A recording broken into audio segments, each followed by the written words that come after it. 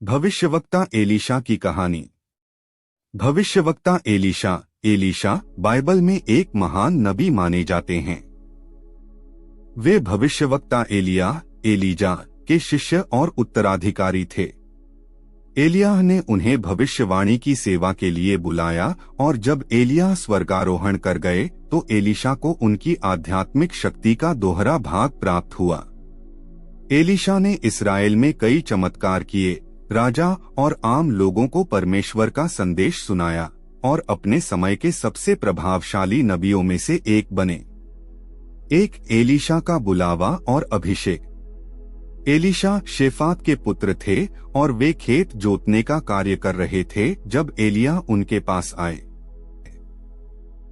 तब वह वहां से चला और शेफात के पुत्र एलीशा को पाया, जो 12 जुटे हुए बैलों में से 12वें के साथ हल जोत रहा था। एलिय्याह उसके पास से होकर गया और अपनी चादर उस पर डाल दी।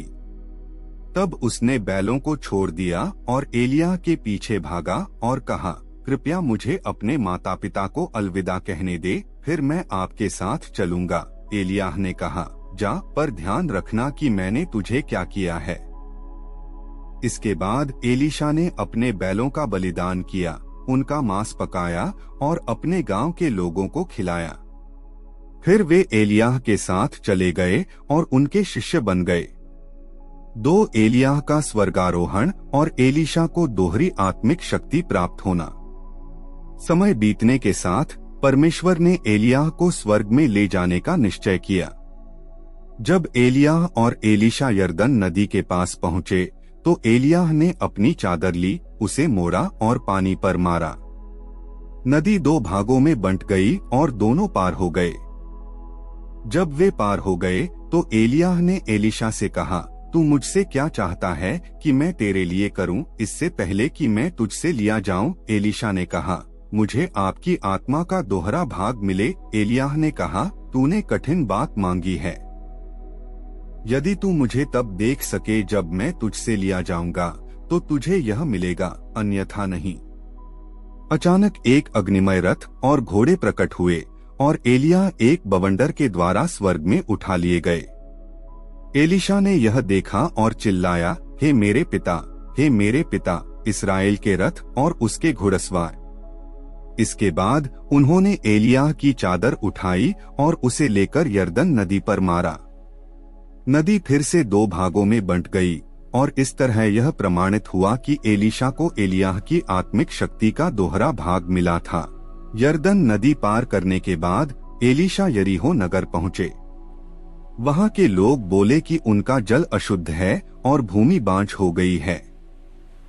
2 राजा 2:19-22 में लिखा है, तब एलीशा ने कहा, एक नया कटोरा लाओ और उसमें नमक डाल दो। जब वे लाए तो उसने स्रोत के पास जाकर उसमें नमक डाला और कहा, यहोवा यह कहता है, मैंने इस जल को चंगा कर दिया। अब से यह न तो मृत्यु देगा न ही भूमि को बांझ बनाएगा। तब से वह जल शुद्ध हो गया, जैसा कि एलीशा ने कहा था। भालुओं द्वारा उपहास करने वालों को दंड। कुछ लड़के एलीशा का उपहास करने लगे और उन्हें चिढ़ाते हुए बोले, गंजे सिर वाले, ऊपर जा। तब उसने पलटकर उन्हें देखा और यहोवा के नाम से उन्हें श्राप दिया। तभी जंगल से 2 मादा भालू निकली और उन लड़कों में से 42 को फाड़ डाला। 3.3 तेल के चमत्कार से एक विधवा की मदद। एक विधवा ने एलीशा से सहायता मांगी क्योंकि उसके पति की मृत्यु के बाद उसके पास कुछ भी नहीं बचा था। 2 राजा 4:1-7 में लिखा है, एलीशा ने पूछा, तेरे पास क्या है? उसने कहा, तेरी दासी के पास केवल एक तेल का बर्तन है। तब एलीशा ने कहा, अपने पड़ोसियों से बहुत से खाली पात्र मांग और उनमें तेल भर। उसने ऐसा किया और जब तक पात्र थे तब तक तेल बहता रहा।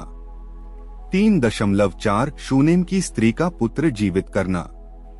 शूनेम में एक स्त्री थी जिसने एलीशा के लिए एक कमरा बनवाया था।